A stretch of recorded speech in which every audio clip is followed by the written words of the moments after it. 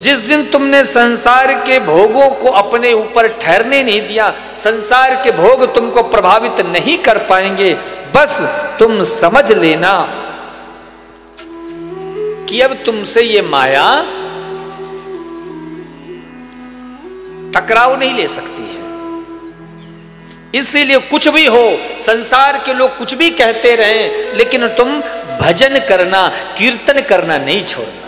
और आज तो वैसे भी साहब चंद्र ग्रहण है, आज तो आपकी मजबूरी भी है कीर्तन करना।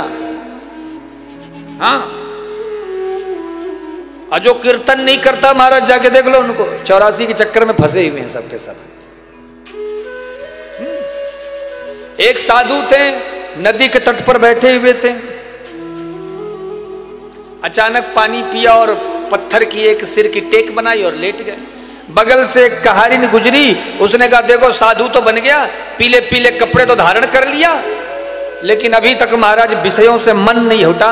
देखो तकिया नहीं है तो पत्थर की के लेटा हुआ है।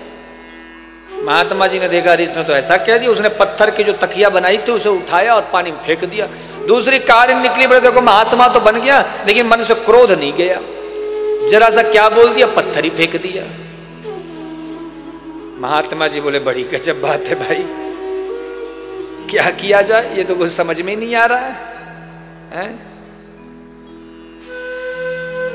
इतने में तीसरी आई, बोले बाबा इन सब के चक्कर में मत पड़ो, इनकी बातें सुनोगे तो फिर साधना कब करोगे, भजन कब करोगे, इसलिए इनकी बातों मत ध्यान दो।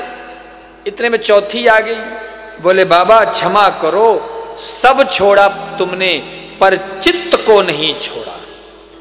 जब तक तुमने चित्त को नहीं छोड़ा तब तक कितना भी साहब भजन करते रहो,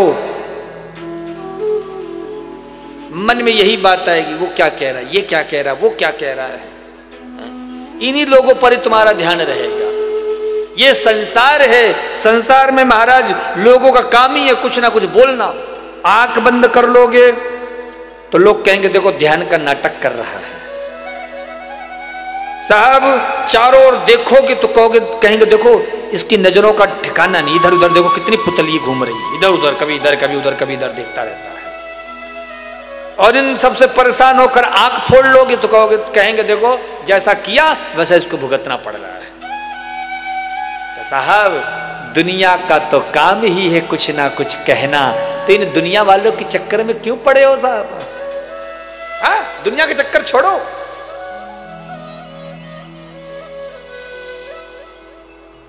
सिर्फ मन को भगवान बाबा विश्वनाथ के चरणों से जोड़ लो।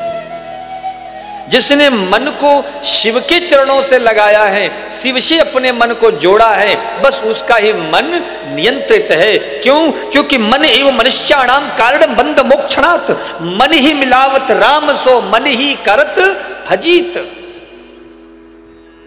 ये मन ही बंधन का कारण है और मन ही मुक्ति का भी कारण है। अभी आप यहां बैठे हो, कहां पे बैठे हो आप इस समय? छिंदवाड़ा में। ये कौन सा एड्रेस क्या है यहां का? गांधीगंज, हाँ, पूजा सिविलॉन। अब यहां से आपको बंबई जाना है, चलो हवाई जहाज से भी जाओगे तो कितना टाइम लगेगा? कम से कम 2 घंटे।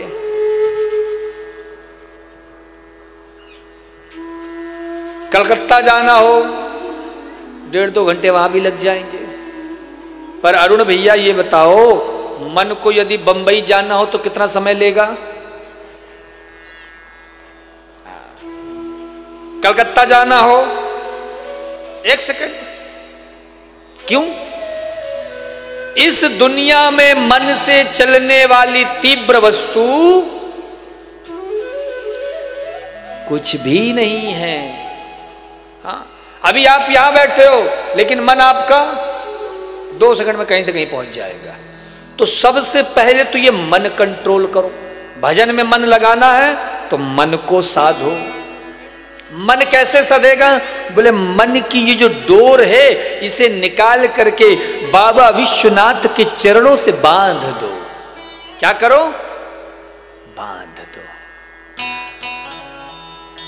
और एक बार ये मन की डोर बंध गई तो फिर तुम कहीं भी जाओ। आपने देखा होगा महाराज, जो भजन करते हैं, दिन भर माला जाप करते हैं सुबह सुबह, तो यदि किसी कारणवश किसी दिन उनको माला जप करने को ना मिले ना, तो दिन भर उनको अच्छा नहीं लगता है। हमारे यजमान श्रीमान गणेश लाल साहू जी, मैया जी से चर्चा होती है तो महाराज इनका नियम है कि प्रातः काल 6 साढ़े 6 बजे से पूजा शुरू हो गई और निरंतर रोज प्रतिदिन पार्थिव शिवलिंग की पूजा करते हैं। काय की शिवलिंग की? पार्थिव शिवलिंग।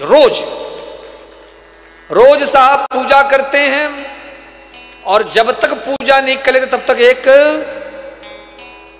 चम्मच जल भी नहीं पीते, कुछ जलपान इत्यादि कुछ भी नहीं।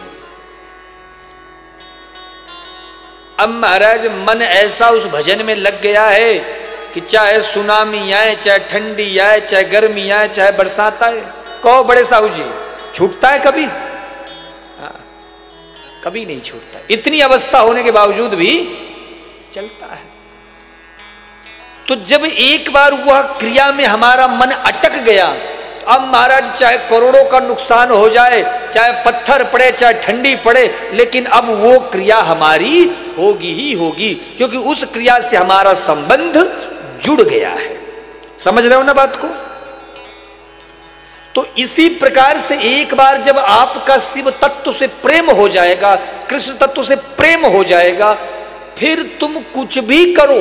अगर तुम करछी से दाल को भी हिला रहे हो ना, घर में रोटी भी बना रहे हो, तो भी याद भोलेनाथ की आएगी, याद